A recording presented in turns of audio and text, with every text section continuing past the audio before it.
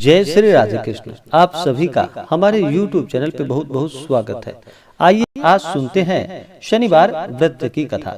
जो भी भक्त सच्ची श्रद्धा के साथ शनिदेव का पूजन करते हैं, शनिवार का व्रत करते हैं, कथा श्रवण करते हैं, शनिदेव की कृपा से शनि की दशा में कोई कष्ट नहीं होता है।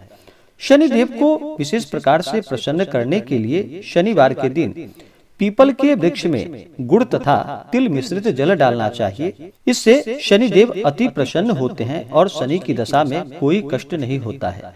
पीपल के वृक्ष में सभी देवताओं का वास माना गया है। इससे सभी देवी देवताओं का भी आशीर्वाद प्राप्त होता है। शनिवार के दिन शनिदेव के ऊपर सरसों का तेल चढ़ाना चाहिए या सरसों के तेल में अपना मुख देख करके उस सरसों तेल का दान करना चाहिए। इससे लाभ की प्राप्ति होती है और शनि अपना कृपा प्रदान करते हैं। शनिदेव जो कि न्याय प्रिय देवता माने जाते हैं, सभी को कर्मों के अनुसार फल प्रदान करते हैं। शनिदेव दंड नायक और कर्म फलदाता है। जो भी धर्म कर्म का सदा कार्य करते हैं, धर्म का आचरण करते हैं, शनि की दशा में उन्हें कभी कोई कष्ट नहीं होता है। तो आइए सुनते हैं शनिवार व्रत की कथा। तो बोलिए प्रेम से शनिदेव महाराज की जय। बहुत समय पहले की बात है कि एक समय सभी नवग्रहों सूर्य, चंद्र, मंगल, बुध, बृहस्पति, शुक्र, शनि, राहु और केतु में विवाद छिड़ गया कि इनमें से सबसे बड़ा आखिर कौन है। सभी आपस में लड़ने लगे और कोई निर्णय न होने पर देवराज इंद्र के पास निर्णय कराने के लिए सभी नवग्रह पहुंचे। इससे देवराज घबरा गए और इस निर्णय को देने में अपनी असमर्थता जताई। परंतु उन्होंने कहा कि इस समय पृथ्वी पर राजा विक्रमादित्य हैं, जो कि अति न्याय प्रिय है। वे ही इसका निर्णय कर सकते हैं। सभी ग्रह एक साथ राजा विक्रमादित्य के पास पहुंचे और अपना विवाद उनसे कह सुनाया। साथ ही निर्णय के लिए कहा। राजा इस समस्या से अति चिंतित हो उठे, क्योंकि वे जानते थे कि जिस किसी को भी छोटा बताया जाए वही कुपित हो उठेगा। तब राजा को एक उपाय सूझा। उन्होंने स्वर्ण, रजत, कांस्य, पीतल, सीसा, रांगा, जस्ता, अभ्रक और लौह से 9 सिंहासन बनवाए और उन्हें इसी कर्म में रखा। फिर उन सबसे निवेदन किया कि आप सभी अपने अपने सिंहासन पर स्थान ग्रहण करें। जो अंतिम सिंहासन पर बैठेगा वही सबसे छोटा माना जाएगा। इस अनुसार लौह सिंहासन सबसे बाद में होने के कारण शनिदेव सबसे बाद में बैठे, तो वह सबसे छोटे कहलाए। उन्होंने सोचा कि राजा ने यह जानबूझकर किया है। उन्होंने कुपित होकर राजा से कहा कि हे राजा, तू मुझे नहीं जानता। सूर्य एक राशि में 1 महीने तक, चंद्रमा 2.25 महीने तक, 2 दिन तक, मंगल 1.5 महीने तक, बृहस्पति 13 महीने व बुध और शुक्र 1-1 महीने विचरण करते हैं। परंतु मैं 2.5 से 7.5 साल तक रहता हूँ। बड़े बड़ों का मैंने विनाश किया है। भगवान श्री राम की 7.5 आने पर उन्हें वनवास जाना पड़ा। रावण की आने पर उसकी लंका को बंदरों की सेना से परास्त होना पड़ा। अब तुम सावधान रहना। ऐसा कहकर कुपित होते हुए शनिदेव वहां से चले गए। अन्य देवता खुशी खुशी चले गए। कुछ समय के बाद राजा की 7.5 आई। तब शनिदेव घोड़ों के सौदागर बनकर वहां आए। उनके साथ कई बढ़िया घोड़े भी थे। राजा ने यह समाचार सुनकर अपने अश्वपाल को अच्छे घोड़े खरीदने की आज्ञा दी। उसने कई अच्छे घोड़े खरीदे वह एवं सर्वोत्तम घोड़े को राजा को सवारी हेतु दे दिया। राजा यूं ही उस पर बैठा वह घोड़ा सरपट वन की ओर भाग चला।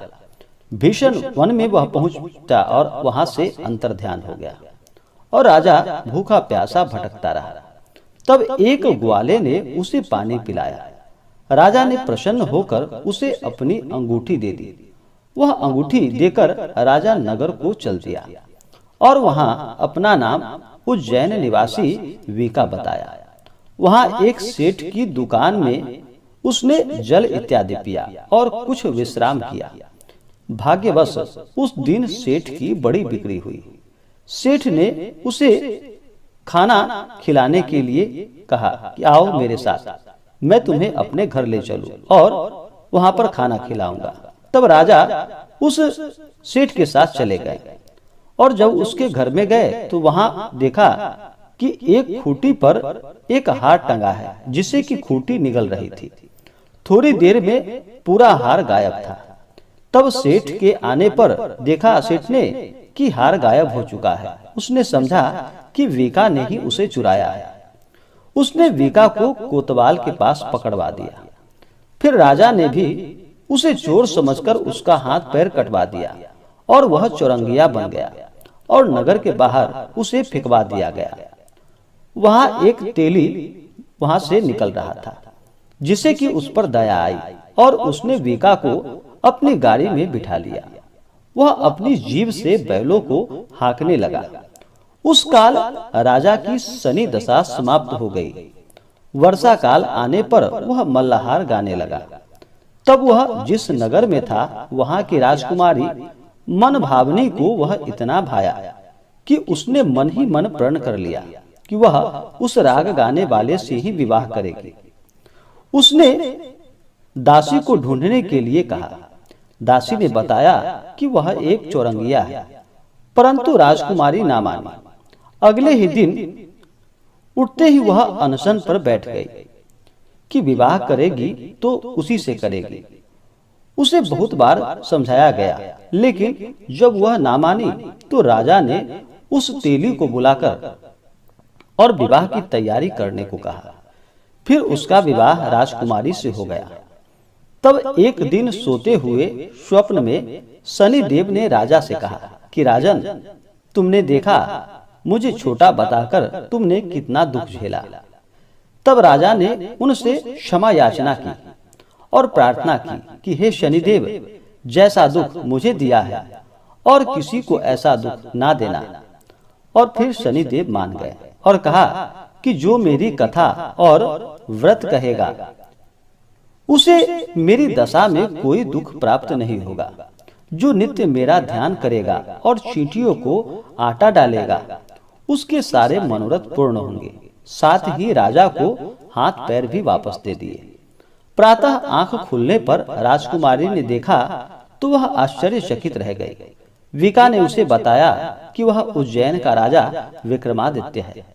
सभी अत्यंत प्रसन्न हुए। सेठ ने जब सुना तो वह पैरों पर गिर पड़ा और राजा विक्रमादित्य से क्षमा मांगने लगा। राजा ने कहा कि वह तो शनि देव का कोप था, इसमें किसी का कोई दोष नहीं।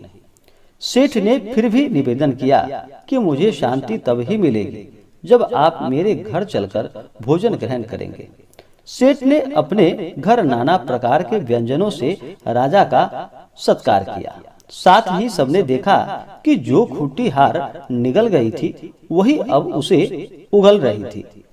सेठ ने अनेकों मोहरे देकर राजा का धन्यवाद किया और अपनी कन्या श्री कंबरी से पानी ग्रहण का निवेदन किया।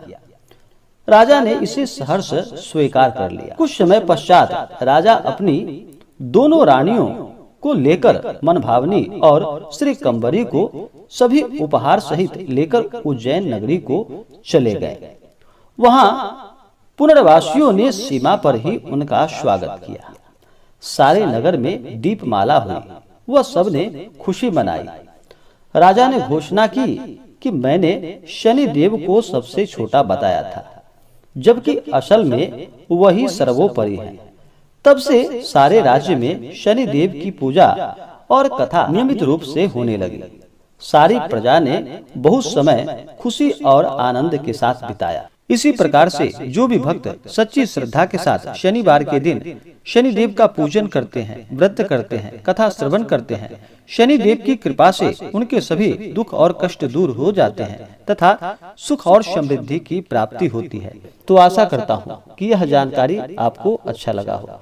ऐसे ही ज्ञानवर्धक जानकारियाँ प्राप्त करने के लिए हमारे इस चैनल को लाल बटन दबा करके सब्सक्राइब करें, साथ में बेल आइकन घंटी दबाएं ताकि मेरे वीडियो का नोटिफिकेशन आपके पास सबसे पहले पहुंचे। वीडियो को लाइक और अपने मित्रों तथा दोस्तों के साथ शेयर करें। सुखी रहें और स्वस्थ रहें। जय श्री राधे कृष्ण। धन्यवाद।